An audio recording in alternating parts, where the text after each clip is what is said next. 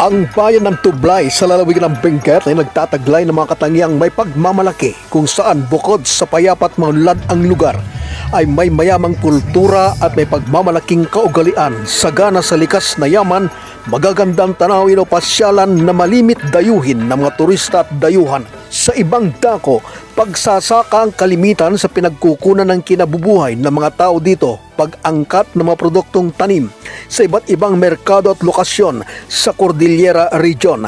Ang mga mamayan dito ay likas ang kasipagan na sa anumang legal na paraan ay gagawin para makapagpundar at matustusan ang pangangailan ng kanyang pamilya o sambahayan. Sa eksklusibong panayam kay Tublay Municipal Councilor at Trade and Industry Livelihood Labor and Employment Committee Chairperson Miss Lailin Polig, patuloy ang kanilang mga sinasagawang pagsuporta sa lahat ng mga farmers at young entrepreneurs sa kanilang bayan kung saan ay layuning matulungan ang bawat isa na mas mapasigla ang kanilang kita, kabuhayan at kaalaman para lalo pang mapaunlad ang mga pinagmamalaking self-produced products ng kanilang munisipalidad. Ang mga produkto ng Tublay ay mga original at ang mga raw materials ay galing talaga sa ating lugar. Ang quality nito ay kilalang kilala at alam natin na ito ay mismong original at galing sa ating lugar.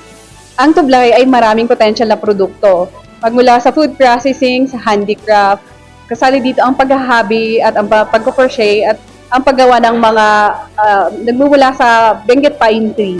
Dagdag pa ni Polig, ang kanilang mga dekalidad na sariling gawang mga produkto ay patuloy nilang naipopromote sa tulong ng DTI at LGU kung sanay may pakikilala sa pamamagitan ng mga trade fair at planong pasalubong center sa hinaharap sa iba't ibang tourist spot ng munisipalidad tulad ng Polig Farm, ang Bongdolan Cave, Bingaungaw at iba pa. Siniguro pa ng councilor na bukod sa dekalidad na raw materials potential products, magmula sa food processing, paghahabi at handicraft ay ibinibenta sa mababang presyo o kayang-kaya ng bulsa ng bawat consumers. Ang mga produkto po natin sa Tublay ay siguradong di kalidad at sa tulong po ng ating LGU, masusuportahan po natin i-introduce pa sa merkado ang pagbebenta ng mga produktong ito.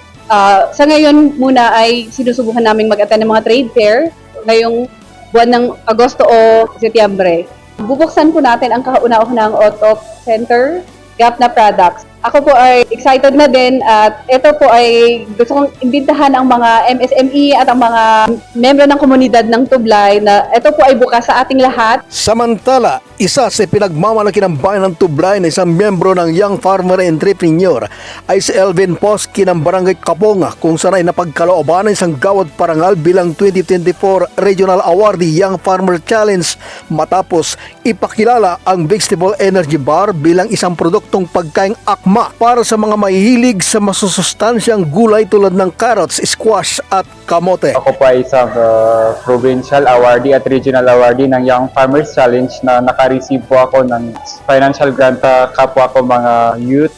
Sana subukan nyo ding makilahok sa mga ganitong mga programa dahil ito po ay napakagandang programa para sa ating mga youth para mailabas natin ang mga potential maging aktibo tayo sa mga government programs. Mula sa lalawigan ng Benguet, kasama si Grace Espino, Freddy Rolyoda para sa mata ng Agila, Northern Luzon.